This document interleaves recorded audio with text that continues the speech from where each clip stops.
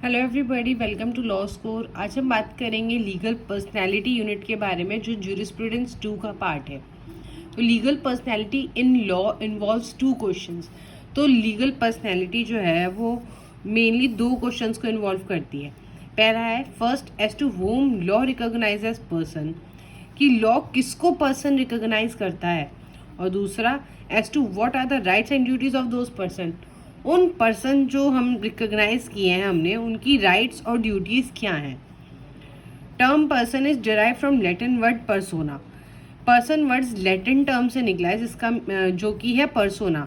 It means those who are recognised by law as being capable of having legal rights and duties. तो एक person वो आदमी है, वो आइडेंटिटी है जो कि लॉ के अनुसार कैपेबल हैं राइट्स, लीगल राइट्स और ड्यूटीज़ को बेयर करने के लिए। ठीक है, जो भी एक यूनिट राइट्स और ड्यूटीज़ अपने अंदर रख सकता है जो कि लीगल हैं, उनको पर्सन कहा गया है। Rights and duties form the basis of judging the legality of man's act. जो राइट्स एंड ड्यूटीज़ होते हैं वो बेसिस बनते हैं किसी भी इंसान के एक्ट को जज करने के लिए कि वो लीगल था या नहीं था। पर्सन बेसिकली 2 तरीके के होते हैं, natural and artificial. Natural person होता है जैसे आपका इंसान होता है, ह्यूमन बीइंग। आर्टिफिशियल होता है human being law recognised as having rights and duties, वो इंसान जिसे लॉ रिकॉग्नाइज करता है कि उनके पास राइट्स एंड ड्यूटी है। ऐसे और कौन से हो सकते हैं? कॉरपोरेशन, एसोसिएशन, कंपनीज, ये सब होती हैं आर्टिफिशियल पर्सन्स। नेक्स्ट आती है आपकी डेफिनेशंस ऑफ पर्सन्स। तो सबसे पहले हम डेफिनेशन पढ़ेंगे, सैलमन ने जो दी है। वो कहते हैं a person is any being whom the law regards as capable of rights and bound by legal duties. Salmond ने बोला है कि पर्सन एक वो बीइंग है जिसको लॉ रिगार्ड करता है, जो लॉ के अकॉर्डिंग राइट्स को रखने के कैपेबल है और जो कि लीगल ड्यूटीज से बाउंड है, जिसकी ड्यूटी है, जो मतलब जिसके ऊपर बाउंडेशन है कि लीगल जो ड्यूटीज़ है उनको मानना है और राइट्स को वो अपने अंदर कैपेबल है रखने के। सेकंड आता है आपका ग्रे। ग्रे कहते हैं a person is an entity to which rights and duties may be attributed. Person एक वो एंटिटी है जिसमें राइट्स और ड्यूटीज़ को एट्रीब्यूट किया जा सकता है। वहीं अगर हम ऑस्टिन की बात करें तो ये कहते हैं पर्सन इंक्लूड्स फिजिकल और natural person including every being which can be deemed as human. हमने अभी बात की थी कि पर्सन 2 तरीके के होते हैं, नेचुरल और आर्टिफिशियल। तो ऑस्टिन भी यही बोलते हैं, पर्सन जो है फिजिकल और नेचुरल पर्सन को इंक्लूड करता है और हर एक बीइंग को इंक्लूड करता है जिसको हम ह्यूमन मान सकते हैं। तो इन सब डेफिनेशन से हम ये तो समझ गए हैं कि पर्सन है क्या। अब आगे चलते हैं। काइंड समझने से पहले हम एक डेफिनेशन और देखते हैं, सेक्शन 11 आईपीसी, जो कि पर्सन डिफाइन करता है। पर्सन इंक्लूड्स एनी कंपनी और एसोसिएशन और body of persons weather incorporated और नॉट। तो पर्सन जो है हर एक कंपनी, एसोसिएशन या बॉडी ऑफ पर्सन्स को इंक्लूड करता है, भले ही वो इनकॉर्पोरेटेड हो या ना हो। यहाँ मैं आपको एडिशनली बताऊंगी कि सेक्शन 11 जो आईपीसी था वो आज बीएनएस में चेंज होकर सेक्शन 2 क्लॉज 26 बीएनएस बन चुका है और इसी में आपका पर्सन भी डिफाइंड है। अब अगर हम काइंड्स ऑफ पर्सन्स की बात किए तो हमने अभी बोला कि लीगल और नेचुरल पर्सन 2 तरीके के होते हैं। तो अब ये कौन से होते हैं उनको डिटेल में समझते हैं। सबसे पहले natural person. Natural person means a living human being, but all living human beings need not necessarily be recognised as person in law. Natural person वो है जो भी लिविंग है, लिविंग ह्यूमन बीइंग को नेचुरल पर्सन कहते हैं। But यहाँ पे इन्होंने बोला है, बट इसका मतलब ये नहीं है कि सारे के सारे ही ह्यूमन बीइंग्स आपके नेचुरल पर्सन हो। जिसे लॉ ने रिकॉग्नाइज किया है एज अ पर्सन, वही नेचुरल पर्सन होता है। For example, before the abolition of slavery, slaves were devoid of any legal personality for they could not have no right and duties. ये बोल रहे हैं कि जब स्लेवरी एग्जिस्ट किया करती थी, जब वो एक क्राइम या ऑफेंस नहीं थी, उस टाइम पे जो स्लेव्स थे उन लोगों के पास कोई भी राइट या ड्यूटी नहीं होते थे। और जैसे हमने बात की, पर्सन वो है जिसके पास लीगल राइट्स और ड्यूटीज़ हैं। तो अगर स्लेव्स के पास राइट्स और ड्यूटीज़ नहीं होंगे तो ऑब्वियस सी बात है वो उनको हम, भले ही वो ह्यूमन बीइंग्स है, बट उनको नेचुरल पर्सन हम नहीं मानते थे उस टाइम पे। बट जब से एबॉलिशन हुआ है स्लेवरी का, स्लेव्स के पास भी सब राइट्स एंड ड्यूटीज़ हैं। Also lunatics and infants have only a restricted legal personality. ये हम जानते हैं, ल्यूनेटिक्स होते हैं बेटा जो पागल होते हैं, जिनको माइंड जिनका इनकेपेबल माना जाता है, उनको लूनेटिक बोलते हैं। और इन्फेंट्स होते हैं आपके जो बच्चा होता है, छोटा बच्चा, ठीक है, एकदम बचपना वाला।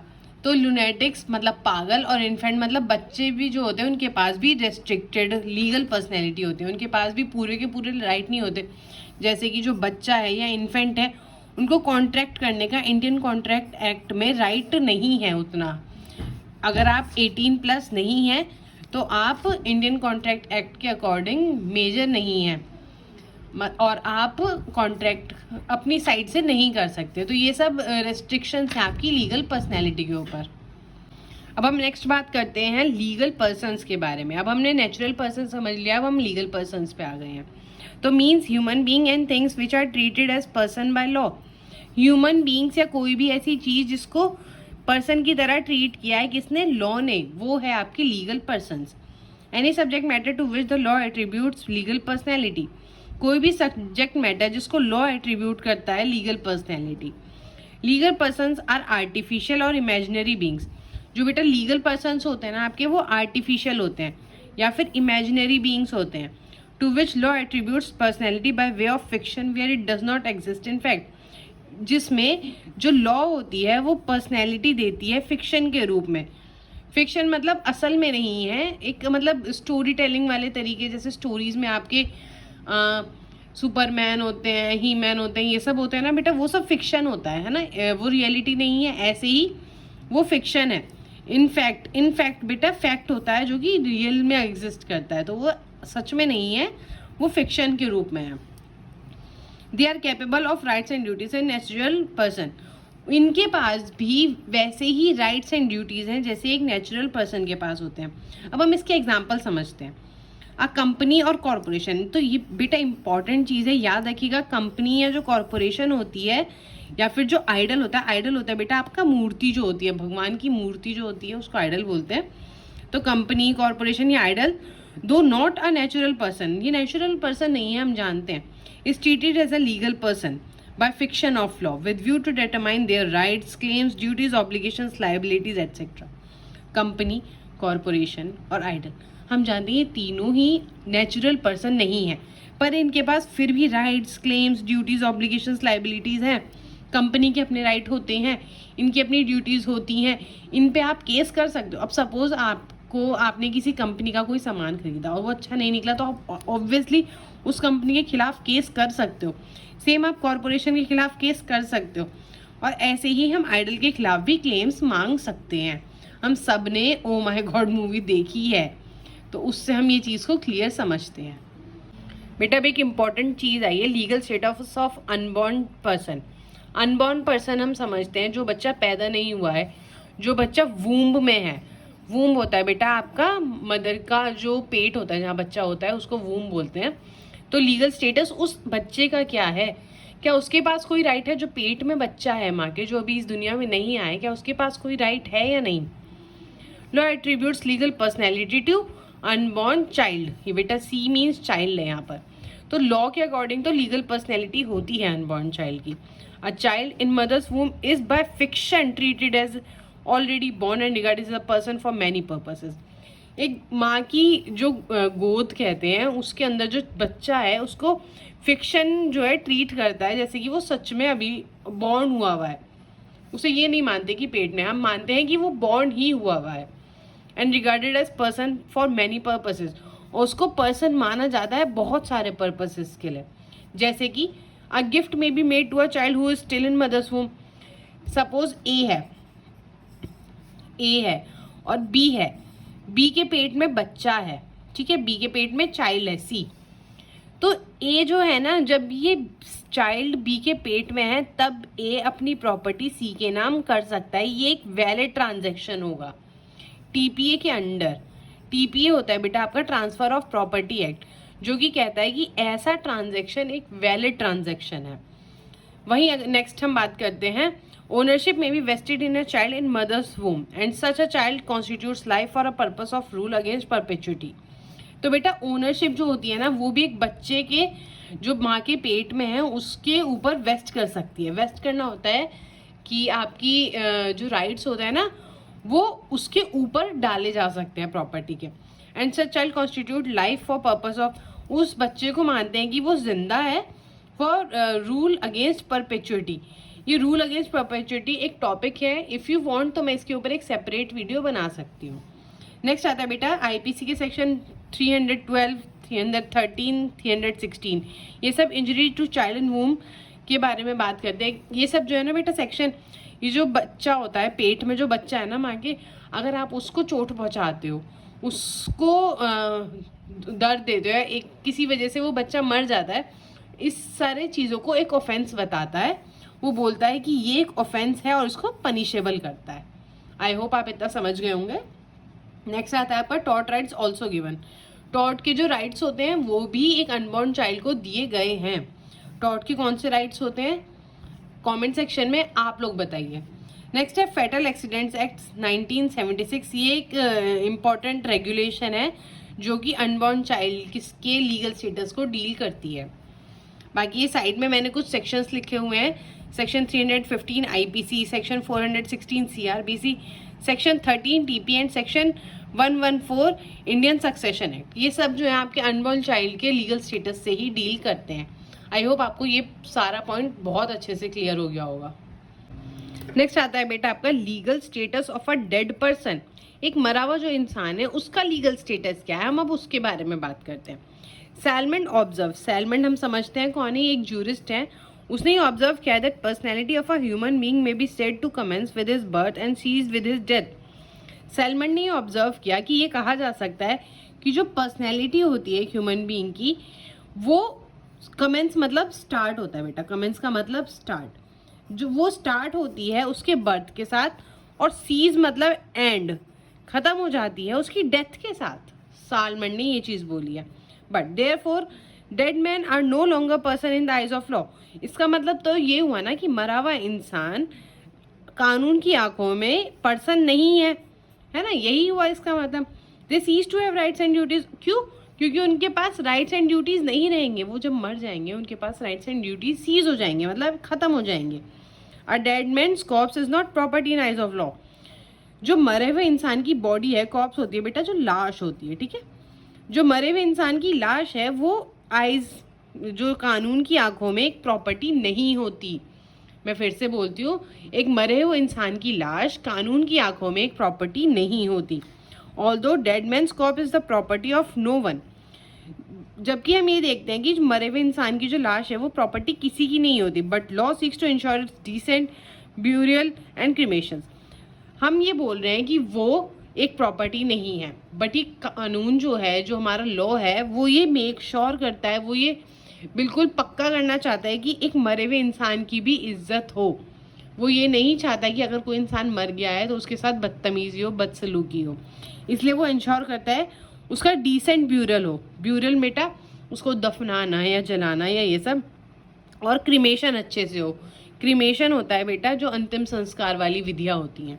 इसमें 2 केस दिए हुए हैं, आर वर्सेस स्टीवर्ट। मैं आपको अलग से लिख के दिखा देती हूँ बिकॉज यहाँ पे मे बी आप नहीं समझ पाएंगे। तो केस है बेटा आर वर्सेस स्टीवर्ट। इस केस में ये बताया गया है कि डिसेंट ब्यूरियल जो है ये इंश्योर करता है हमारा लॉ एक डेड पर्सन के कॉर्प्स का। और आर वर्सेस प्रिंस का केस था बेटा, जिसमें ये बोला गया कि जो क्रिमेशन है, मतलब अंतिम संस्कार वाली विधियाँ जो होती हैं, ये भी डेड पर्सन का राइट है। वो इंसान मरा हुआ है, स्टिल लॉ जो है इंश्योर करेगा कि एक मरे हुए इंसान की सारी विधियाँ तरीके से हो। Criminal law provides that any imputation against deceased person, if it harms the reputation of that person if living and is intended to hurt the feeling of his family, shall be an offence under defamation under section 499 IPC। तो बेटा ये बहुत important चीज़ है। ये कहती है हमारा जो क्रिमिनल लॉ है, क्रिमिनल लॉ मतलब CRPC, जो कि आज के टाइम में चेंज होके हो गया है BNSS। तो हमारा जो क्रिमिनल लॉ है वो ये कहता है आपने ए के खिलाफ कुछ गलत बोला, सपोज आप ए हैं, आपने बी के खिलाफ कुछ गंदा बोला, ठीक है, ये बी को बहुत हर्ट किया, जिसकी वजह से जो इसकी फैमिली थी या फिर इसके जो पड़ोसी थे या इसकी जो गर्लफ्रेंड थी, इन सब में इसकी बहुत ही इज्जत डाउन हो गई। तो हम समझते हैं कि ये बी की डिफेमेशन कर दी ए ने, तो ए को पनिश किया जा सकता है डिफेमेशन के लिए। ये तो तब हुआ जब बी जिंदा था। अब हम यहीं पे बात करते हैं कि सपोज बी मरा हुआ है और ए ने उसकी डिफेमेशन की, वो मर गया इंसान, और ए ने जाके उसके मतलब पूरे उसके जो पड़ोसी थे या उसके रिश्तेदार थे उन सब में बोल दिया कि भाई वो मर गया, अरे वो तो बहुत ये था वो था, ये चीज़ कर दी। तो हमारा लॉ जो है ना ये मानता है कि अगर वो, अब तो बी मरा हुआ है, पर अगर वो जिंदा होता तो क्या जो ए ने बोला उसकी वजह से उसका डिफेमेशन होता, क्या उसकी इज्जत डाउन होती दुनिया में? अगर हाँ, तो हम ये मानेंगे जैसे कि वो जिंदा ही है, वो जिंदा है, या उसके फैमिली जो है उसकी वो फीलिंग्स हर्ट हुई, भाई बी मर गया, ए उसकी बुराई कर रहा है, तो उसके परिवार वालों को तो बुरा लगेगा ना कि भाई हमारे मरे हुए इंसान की इतनी बुराइयां हो रही हैं, ये इतना गलत बोला जा रहा है। तो ये सब बेटा डिफेमेशन कहलाता है, ठीक है। और ये 499 आईपीसी के अंडर पनिशेबल ऑफेंस है। अब ये एक इम्पॉर्टेंट केस है, इसके बारे में बात करते हैं। ASHRAE ASHRAY Ashray Adhikar Abhiyan versus Union of India 2002 Supreme Court का केस है बेटा ये। तो Supreme Court held that even a homeless person when found dead on road has a right to decent burial और cremation as per religious faith. इस case में ये held हुआ कि भले ही एक होमलेस पर्सन है जो भिखारी वगैरह है, जिसका कोई घर नहीं है, कोई ठिकाना नहीं है, कोई परिवार वाले नहीं है, अगर वो हमें मरा हुआ कहीं पाता है, इवन उस आदमी का राइट है एक डिसेंट ब्यूरियल का, उसको सही से दफनाया जाए या जलाया जाए, उसके धर्म के अकॉर्डिंग वो जिस चीज़ में मानता है उसको वो किया जाए, और सही क्रिमेशन हो, सही संस्कार किए जाए उसके, ठीक है। आई होप आपको इतना अच्छे से क्लियर हो गया होगा। आप इसी तरह से ज्यूरिस्प्रूडेंस 2 की इस सीरीज़ में जुड़े रहिए। मैं आपको पूरा का पूरा ज्यूरिस्प्रूडेंस 2 विद नोट्स परफेक्टली समझा दूंगी, और ये जो मैंने आपको नोट्स इसमें दिए हैं वीडियो में, ये आपके एग्जाम्स में लिखने के लिए मोर देन इनफ है। अगर आप ये लिखेंगे बहुत अच्छे मार्क्स आप इजीली स्कोर कर लेंगे। तो अगर आपको ये वीडियो अच्छी लगी हो तो please like share and subscribe my channel. अपने फ्रेंड्स के साथ ये शेयर कीजिए ज़्यादा से ज़्यादा, एंड नेक्स्ट वीडियो पर जाके आप आगे के नोट्स आराम से देख सकते हैं। Thank you.